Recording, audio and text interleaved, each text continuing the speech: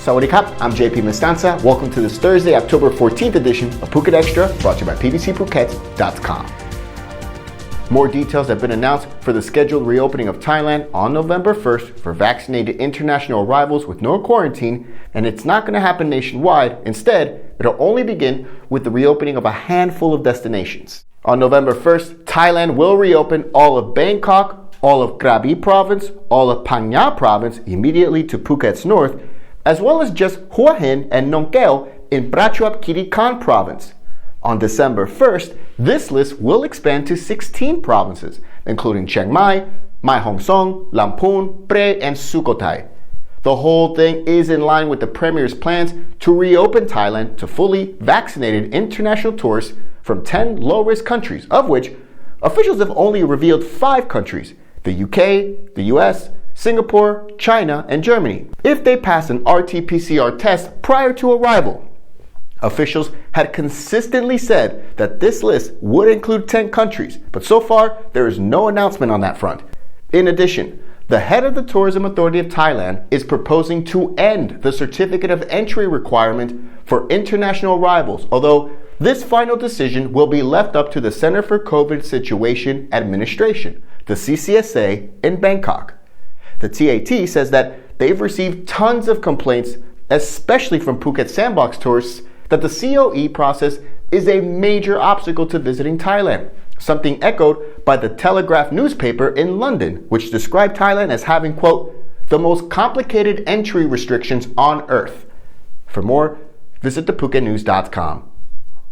In preparation for the reopening, the CCSA in Bangkok is preparing to slowly ease some of the restrictions at all 29 dark red zone provinces that have had a high number of cases over the last few months. The nightly curfew in these provinces has been officially shortened by 2 hours, from 10 p.m. to 4 a.m. down to 11 p.m. to 3 a.m. starting this Saturday, but only until the end of the month, at which time they will reconsider the curfew. A proposal is now under consideration that would allow meetings and cultural events to be held at convention centers, exhibition halls, and hotels nationwide. In addition, officials are looking to lift the ban on the sale and consumption of alcohol in restaurants in the dark red zone provinces and allow bars and entertainment venues to resume operations nationwide on December 1st. The last proposal is to reduce the number of dark red zone provinces from 29 to 24. Meanwhile, the Tourism Authority of Thailand is looking to make a big splash during the reopening and have invited both Thai pop star Lisa and opera legend Andrea Bocelli to perform in a countdown celebration event for the new year. Officials are looking at having Lisa, who is part of the popular K-pop band Blackpink, to perform at the countdown event here in Phuket to help establish the island as a world-class destination. Let us know your thoughts in the comment section below. Tar balls have once again returned to Phuket shores, while brown water is also being found at Patong Beach. A local resident in Patong told the Phuket News that the brown water has not only returned, it's been back for about a week, and it's getting worse according to photos and video of the brown water that's churning onto the sand that was provided by them, taken from the beach in front of the police box at the end of Bangla Road. Local officials have arrived to take test samples of the water, but have yet to announce any findings or report the water quality phenomenon.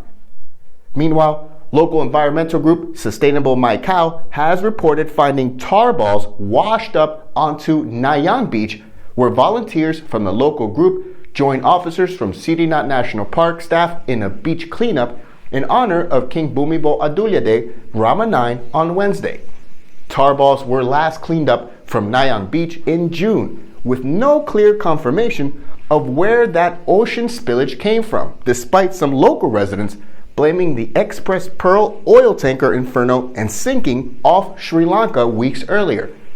However, Dr. Kongkia Kitiwatanawang from the Phuket Marine Biological Center in June, he explained that marine debris washing the shore was usual every year during the southwest monsoon. While there were reports in June of tar balls found as far south as Naiharn Beach, it did culminate with a 4.5 meter long sperm whale rescued from Bang Tao Beach on June 17th, found with not only scratches along its body, but it was covered in oil.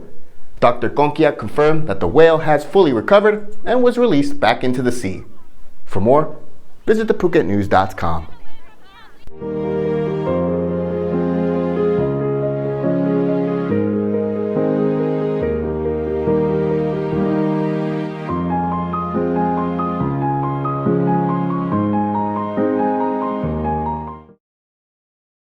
Phuket officials confirmed 157 total COVID infections on Wednesday night, along with 2 more deaths attributed to COVID on the island.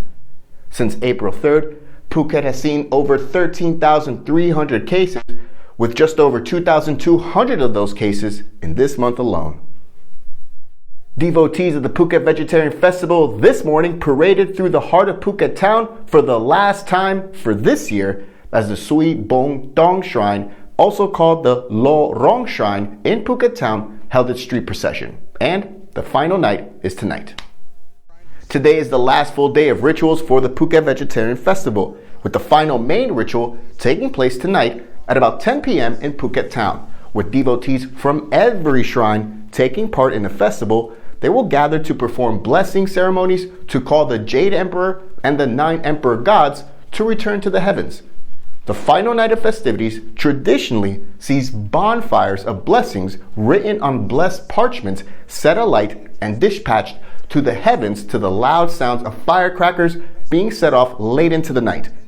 The festival will conclude more quietly on Friday, with participating shrines conducting ceremonies to lower the Govt bowls starting at 4 p.m. For more, visit thephuket.news.com.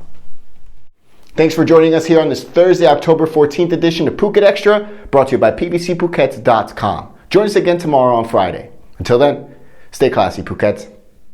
Phuket's rapid modernization has made it one of the world's premier holiday destinations. Investors can still buy quality condominiums for as low as $75,000 and luxury properties can go all the way up to 20 million.